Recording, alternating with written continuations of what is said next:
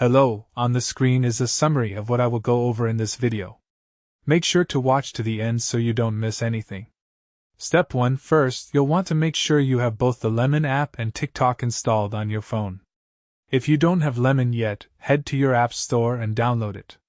Once you've got both apps ready, open up TikTok and navigate to your profile by tapping the profile icon at the bottom right.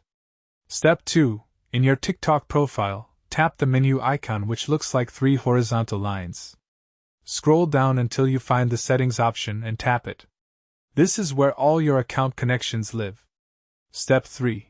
Look for a section called Connected Apps or Integrations. Tap on this option and you should see a list of apps that can be linked to your account. Step 4. Find Lemon in that list and tap it. You'll be prompted to authorize the connection between Lemon and TikTok. Just follow the prompts and make sure you're using the correct Lemon account credentials. Step 5. Once you've authorized everything, you're all set. Go back to the Lemon app and verify that TikTok is now showing as connected in your settings. You can now start sharing content between platforms and managing your presence across both apps.